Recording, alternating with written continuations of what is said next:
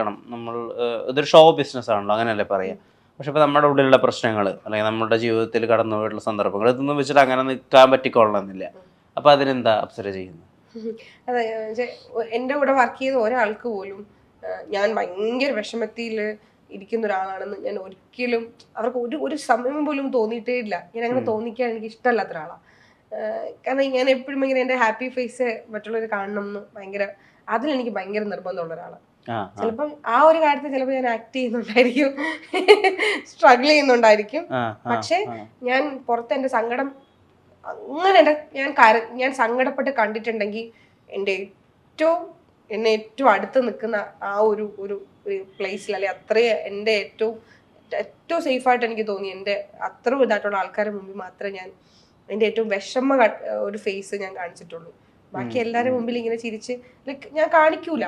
ഞാനിങ്ങനെ കുറച്ച് അധികം എല്ലാവരും ചോദിക്കും എപ്പോഴും ഇതിങ്ങനെ വർത്താനം പറയാ, എപ്പോഴും ഇത് ഭയങ്കര ഓണാണല്ലോ. ഞാൻ എല്ലാവരുടെ അടുത്ത് അങ്ങോട്ട് ഇടിച്ചു കയറി മിണ്ടുന്ന ഒരാളല്ല കേട്ടോ. ആ കാര്യത്തിൽ കുറച്ച് ഇൻട്രോവേർട്ടാണ് ഞാൻ.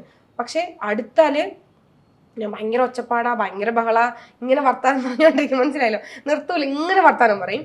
എപ്പോഴും ഇങ്ങനെ ഹാപ്പി ആയിട്ട് ചിരിച്ച് വർത്താനം പറയാൻ ഇഷ്ടമുള്ള ഒരാളാണ്. അപ്പം എല്ലാവരും വിചാരം ഞാൻ ഭയങ്കര ഹാപ്പിയാണ് എന്നൊക്കെ. പക്ഷെ ചില കാര്യങ്ങൾ ഞാൻ ഹൈഡ് ചെയ്തിട്ടായിരിക്കും നിൽക്കുന്നത്. തൊട്ട് മുന്നേ ചിലപ്പോൾ എന്തെങ്കിലുമൊക്കെ കരഞ്ഞ് വിളിച്ച് സങ്കടം വന്ന് ഇങ്ങനെ പ്രാന്തെടുത്തിരിക്കുമായിരിക്കും. പക്ഷെ അത് പുറത്ത് കാണിക്കാൻ ഇഷ്ടമല്ല. എന്താ അറിയോ, നമ്മൾ അങ്ങനെ കാണിച്ചിട്ട് നമുക്ക് പ്രത്യേകിച്ച് അതുകൊണ്ട് ഗുണമൊന്നുമില്ല. ഞാൻ അങ്ങനെ വേറെ ആൾക്കാരെ പറഞ്ഞ് കേട്ടിട്ടുണ്ട്. ചില ആൾക്കാർ ഇപ്പം ഞാൻ വന്ന സമയത്തൊക്കെ, ഇപ്പം സീരിയലൊക്കെ വന്ന സമയത്താണെങ്കിലും അല്ലാതെ ആണെങ്കിലും, ഇപ്പം നമുക്ക് അത്രയും ഭയങ്കര വിഷമം വന്നിട്ട് ചില ആൾക്കാർ അവരുടെ സങ്കടം നമ്മളൊക്കെ ഇരിക്കുന്ന സമയത്തായിരിക്കും പറഞ്ഞത്. പക്ഷെ അവരിങ്ങനെ മാറുമ്പോൾ ഈ പറഞ്ഞ ആൾക്കാരൊക്കെ തന്നെ അവർ രണ്ടഭിപ്രായം പറയും. കുറ്റം പറയണതും കേട്ടിട്ടുണ്ട്. അപ്പൊ അവരെ പറയുന്ന പോലെ ആയിരിക്കുമല്ലോ നമ്മളെയും പറയുന്നത്. അപ്പൊ എന്തിന് നമ്മുടെ ആ ഒരു വിഷമം, നമ്മൾ സന്തോഷിക്കാന്ന് ആൾക്കാർ അറിയുന്നതല്ലേ നല്ലത്. നമ്മൾ സങ്കടപ്പെടാന്നറിയുമ്പോ അയ്യോ പാവല്ലേ എന്ന് പറയുന്ന ആൾക്കാർ വളരെ കുറച്ചായിരിക്കും. മെജോറിറ്റി ആൾക്കാരും അത് അവളുടെ സ്വഭാവം കൊണ്ട്, അല്ലെ അവൾക്ക് അത് വേണം അങ്ങനെ അല്ലെ അവനത് വേണം എന്ന് പറയുന്ന ആൾക്കാരാണ് മെജോറിറ്റി ആൾക്കാരും. നമ്മൾ നല്ലതെന്ന് അറിയിച്ചാൽ മതി. നമ്മൾ ഹാപ്പിയാണ്, നമ്മൾ ഓക്കെയാണ്, അങ്ങനെ അതല്ലേ നല്ലത്. അപ്സര, ഇത് ഞാൻ പറയുമ്പോൾ ചിലപ്പോൾ കുറച്ച് കോൺട്രവേഴ്സ്യൽ ആയിട്ട് ആളുകൾക്ക് തോന്നാം. എന്നാലിപ്പോൾ നമ്മളൊരു കസേര മേടിക്കാൻ വേണ്ടി ഒരു ഫർണിച്ചർ ഷോപ്പിൽ പോകാമെന്ന് വിചാരിച്ചു. അപ്പോൾ നമ്മൾ 10ഓളം കസേരകളിൽ ഇരുന്ന് നോക്കി നമ്മുടെ കംഫർട്ട്, നമ്മുടെ ഡിസൈൻ, നമ്മുടെ ഇൻറ്റീരിയറിനെ അതെങ്ങനെ മാച്ച് ചെയ്യുന്നു, നമ്മുടെ എസ്തെറ്റിക്സ്, അതൊക്കെ നോക്കിയിട്ടാണ് നമ്മളൊരു കസേര വാങ്ങുന്നത്. നമ്മുടെ ജീവിതത്തിൽ നമ്മൾ ഒരാളെ ചൂസ് ചെയ്യുന്നത് ചിലപ്പോൾ അങ്ങനെയൊക്കെ തന്നെ ആയിരിക്കും. കുറേ ട്രയൽ ആൻഡ് എററിലൂടെ ആയിരിക്കും നമ്മുടെ ഈ ലൈഫ് പാർട്ട്ണറെ അല്ലെങ്കിൽ കമ്പാനിയനെ കണ്ടുമുട്ടുക. ഇത് വളരെ നാച്ചുറൽ ആയിട്ടുള്ളൊരു കാര്യമാണ്. പക്ഷേ അപ്സരയെ സംബന്ധിച്ചിടത്തോളം ഇതെല്ലാ കാലത്തും ഒരുപാട് സോഷ്യൽ മീഡിയ പേജുകളിൽ ഇത് ഹൈലൈറ്റഡ് ന്യൂസ് ആണ്. അപ്സരയുടെ എത്രയോ ഡിവോഴ്സുകൾ കഴിഞ്ഞിരിക്കുന്നു, എത്രയോ വിവാഹങ്ങൾ കഴിഞ്ഞിരിക്കുന്നു. ഈ സോഷ്യൽ മീഡിയ സ്വഭാവ സർട്ടിഫിക്കറ്റ് തരുന്ന ഈ ഒരു ഏർപ്പാടുണ്ടല്ലോ, ഇതായിട്ട് ഇപ്പൊ പൊരുത്തപ്പെട്ടോ? ഇപ്പോഴത്തെ അവസ്ഥ എന്താ?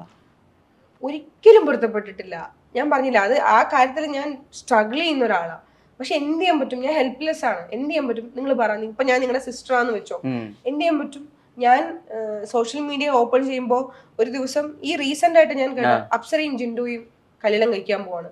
ഈ ജിൻഡോ എന്ന് പറയുന്ന ചേട്ടനുമായിട്ട് ഞാനൊരു കോണ്ടാക്ട് പോലും ഇല്ല. എൻ്റെ ഫോൺ ഞാൻ ഇപ്പൊ തരാം, കോണ്ടാക്ട്സ് പോലും ഇല്ല. ഞങ്ങൾ പബ്ലിക്കായിട്ട് എന്തെങ്കിലും വരുമ്പോൾ അദ്ദേഹത്തിന് എന്നോട് ഒരു വൈരാഗ്യമോ ഒരു ദേഷ്യമോ പിണക്കോ ഒന്നുമില്ല. എനിക്ക് അദ്ദേഹത്തിനോടും ഇല്ല. ഞങ്ങൾ ഒരുമിച്ച് ഒരുപാട് നാൾ ഒരു ഷോയിൽ ഉണ്ടായിരുന്ന 2 ആൾക്കാരാണ്. അപ്പോൾ എനിക്ക് പക്ഷെ ഞങ്ങൾ അങ്ങനെ കോണ്ടാക്ട്സ് ഇല്ല. അദ്ദേഹത്തിനെ വെച്ചിട്ട് വരെ പറയാന്ന് വെച്ചാൽ എനിക്കറിയില്ല എന്തിനാണ് മീഡിയസിൽ അങ്ങനെ ഒരു ന്യൂസ് കൊണ്ട് എന്താണ് അവർക്ക് കിട്ടുന്നതെന്ന് എനിക്കറിയില്ല. പക്ഷെ അതുകൊണ്ട് ഞാൻ അനുഭവിക്കുന്ന ഒരു വിഷമമുണ്ടല്ലോ. കാരണം എന്നെ പറ്റി എന്തെങ്കിലും പറഞ്ഞാൽ ഞാൻ മാത്രമല്ല, എൻ്റെ അമ്മയുണ്ട്. അമ്മ വേറെ എത്ര അമ്മയ്ക്ക് സ്ത്രീ സുഹൃത്തുക്കൾ ഉണ്ടാവുമായിരിക്കും. അവർ വാർത്ത കാണുന്നതല്ലേ. എൻ്റെ ചേച്ചിയുണ്ട്, അവൾ ടീച്ചറാണ്, അവൾ സ്കൂളിൽ പോവാണ്, അവളെ പഠിപ്പിക്കുന്ന കുട്ടികൾ, അവരുടെ പാരൻസ്. എൻ്റെ ചേച്ചിയുടെ മോനുണ്ട്, അവനിപ്പോൾ 9 വയസ്സാണ്. അവൻ സ്കൂളിൽ പോകുമ്പോൾ എൻ്റെ അടുത്ത് സിദ്ധൂട്ടൻ വന്ന് സിദ്ധാർത്ഥ എന്ന പേര്, സിദ്ധൂട്ടൻ. അവൻ 9 വയസ്സാണ്, അവൻ 3rd സ്റ്റാൻഡേർഡിൽ പഠിക്കുക.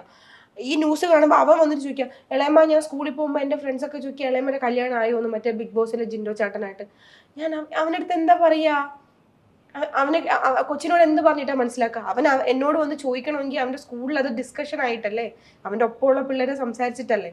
അപ്പോൾ എനിക്കപ്പം ഭയങ്കര നിസ്സഹായ അവസ്ഥയായിട്ട് എനിക്ക് എന്താ ചെയ്യാന്നറിയില്ല.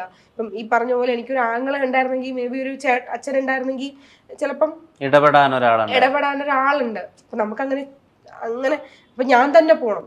എനിക്കങ്ങനെ മീഡിയയിൽ വന്നിരുന്നിട്ട് തിരിച്ച് തെറി വിളിക്കാനുള്ള ഒരു ഗട്സ് ഇല്ലാത്ത ഒരാളാണ് ഞാൻ. അങ്ങനെ ഇതുവരെ നിങ്ങൾ കണ്ടിട്ടുണ്ടായിരിക്കും. ഇതിനു മുമ്പ് എനിക്കെതിരെ ഒരു 1500 ഗോസിപ്പുകള്, 1500 ന്യൂസുകള്, കുറെ ആൾക്കാർ വന്നിട്ട് എനിക്കെതിരെ വളരെ മോശമായ രീതിയിൽ സംസാരിച്ചിട്ടുണ്ട്. സ്റ്റിൽ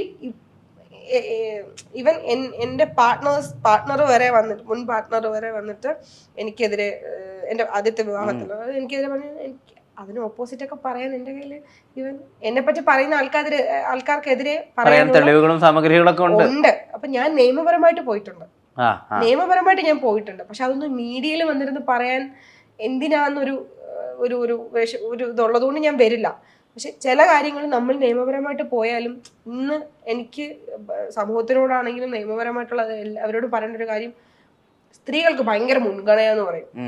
എനിക്ക് എൻ്റെ ലൈഫിൽ എനിക്ക് അങ്ങനെ കിട്ടിയിട്ടേ ഇല്ല കേട്ടോ. എവിടെയും നമ്മുടെ ഭാഗത്ത് ശരിയുണ്ടെങ്കിൽ പോലും തെളിവുകൾക്കാണ് ഇമ്പോർട്ടൻസ്. നമ്മളിപ്പം ഞാനും താനും ഇപ്പം ഇങ്ങനെ സംസാരിച്ചുകൊണ്ടിരിക്കാം, ഇയാൾ വന്നിട്ട് എൻ്റെ ഒരു തല്ല് തല്ലിയാൽ ഞാനിപ്പോൾ ഫോൺ, എനിക്ക് ക്യാമറ എപ്പോഴും ഓണാക്കി വെക്കാൻ പറ്റും. ഇപ്പം കൂടുതൽ ആൾക്കാർ പറയും എന്ത് വന്നാലും ആൾക്കാർ ഇപ്പൊ ഫോൺ എടുത്തിട്ട് അത് പെട്ടെന്ന് ഷൂട്ട് ചെയ്യും. എന്തിനാന്ന് പറയും, അത് അവരുടെ എക്സ്പീരിയൻസ് ആണ്. ഇപ്പൊ ഞാൻ എന്താന്ന് വെച്ചോ, ഇപ്പം എനിക്ക് എൻ്റെ അടുത്ത് ഒരാൾ റോങ് ആയിട്ട് എൻ്റെ ഫോണിൽ ഞാൻ ഒരാളുടെ അടുത്ത് സംസാരിക്കുമ്പോൾ കോൾ റെക്കോർഡ് ചെയ്യാത്ത ഒരാളാണ് ഞാൻ. പക്ഷെ ഇപ്പോ ഞാൻ ചെയ്യും. കാരണം എപ്പോഴാണ് ഒരാൾ നമ്മളടുത്ത് റോങ് ആയിട്ട് സംസാരിക്കുന്നത്, എപ്പോഴാണ് അത് ആവശ്യം വരുന്നത് നമുക്ക് പറയാൻ പറ്റില്ല. കാരണം നമ്മൾ നിയമപരമായിട്ട് പോയിട്ടുള്ള ആൾക്കാർക്ക് അറിയാൻ പറ്റൂ. നമ്മൾ അങ്ങനെ പോകുമ്പോൾ അവർ ആദ്യം ചോദിക്കുന്ന എവിഡൻസ് ആണ്. നമ്മുടെ ഭാഗത്ത് ശരിയുണ്ടെങ്കിൽ പോലും എവിഡൻസ് വേണം. എവിഡൻസ് ഉണ്ടെങ്കിലേ നമുക്ക് നമ്മുടെ ഇതാക്കുക. അപ്പം ഞാൻ അങ്ങനെ കുറേ മീഡിയയിൽ തന്നെ ഞാൻ പോലും മനസ്സിൽ ചിന്തിക്കുക പോലും ചെയ്യാത്ത കാര്യങ്ങൾ ന്യൂസായിട്ട് വരുമ്പോൾ വിഷമം തോന്നും. ഇപ്പൊ ഫാമിലി കാര്യം ചോദിച്ചു, ഇപ്പൊ നമ്മൾ ചെയർ വാങ്ങുന്നത് പോലെ അല്ല നമ്മള് ഒരു പാർട്ട്ണറെ നമ്മൾ ചൂസ് ചെയ്യുന്നത്. എന്ന് വെച്ചാൽ ചെയർ നമ്മൾ വാങ്ങുമ്പോൾ നമുക്കറിയാം അതിന് ഇത്ര നാളത്തെ യൂസേ ഉള്ളൂ. അത് കഴിയുമ്പോൾ നമ്മൾ വേറൊരു സാധനം വാങ്ങാം. നമുക്കൊരു ഓപ്ഷൻ ഉണ്ട്. അല്ല, നമുക്ക് അത് വാങ്ങുമ്പോഴേ അറിയാം ഈ സാധനം ഇത് നിങ്ങൾ വാങ്ങിച്ചതിന്റെ ഭംഗി കൊണ്ടും ഇതിരിക്കാനുള്ള ഒരു കംഫർട്ട്സ് ഇതുകൊണ്ട് ഇനി എത്ര കാലം നിങ്ങൾ യൂസ് ചെയ്യും. പക്ഷെ നമ്മൾ ഒരിക്കലും ഒരു ലൈഫ് പാർട്ട്ണറെ നമ്മൾ തിരഞ്ഞെടുക്കുമ്പോൾ നമ്മൾ എല്ലാവരും ജീവിതത്തിലെ, ഇപ്പൊ വിഷ്ണു വിവാഹം കഴിക്കാൻ പോകും, ലൈക്ക് ഭാവിയിൽ കഴിക്കാൻ പോകും, എപ്പോഴെങ്കിലും വിചാരിക്കും 2 വർഷം ഇതിന് അടുത്ത് വേറൊരാളെ, ഒരിക്കലും നമ്മളങ്ങനെ ചിന്തിക്കില്ല. നമ്മൾ അപ്പോഴും വിഷ്ണു എന്താ ചിന്തിക്കുന്നത്, ഈശ്വരാ എനിക്ക് ലൈഫ് ലോങ് എൻ്റെ മരണം വരെ എൻ്റെ ഒപ്പം ഉണ്ടായിരിക്കണം, എൻ്റെ കുട്ടികളെ അവർക്ക് ഉണ്ടാക്കാൻ പറ്റണം, അല്ലെങ്കിൽ ഞാൻ മരിച്ചു പോയാലും എൻ്റെ ലൈഫ് എൻ്റെ തലമുറ നിലനിർത്താനുള്ള അങ്ങനെ നമ്മൾ വിചാരിച്ചിട്ട് ഒരു ലൈഫ് പാർട്ട്ണർ നമ്മൾ ലൈഫിൽ എടുക്കുന്നത്. നമ്മുടെ സുഖത്തിലും നമ്മുടെ സന്തോഷത്തിലും നമ്മുടെ ഉള്ളതിലും ഇല്ലാത്തതിലെല്ലാം നമ്മുടെ കൂടെ ഉണ്ടാവണം.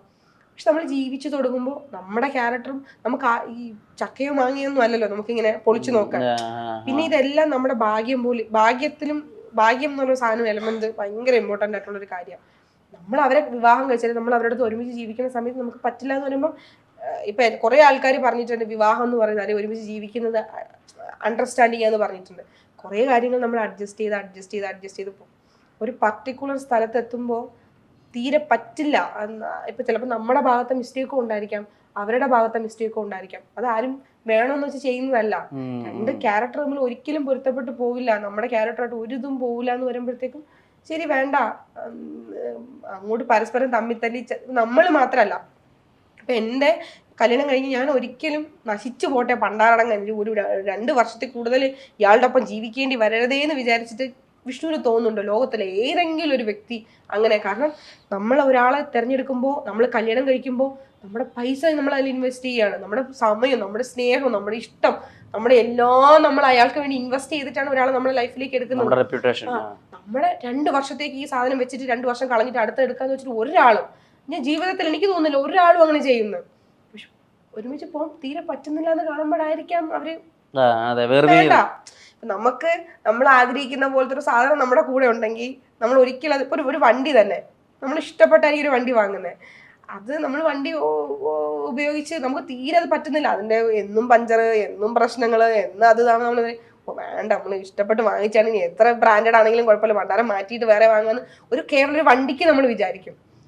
ലൈഫ് പാർട്ട്ണർ എന്ന് പറയുന്നത് നമുക്ക് എല്ലാത്തിനും നമ്മുടെ കൂടെ ഉള്ള ഒരാളാണ്, എല്ലാത്തിനും നമുക്ക് വേണ്ട ഒരാളാണ്.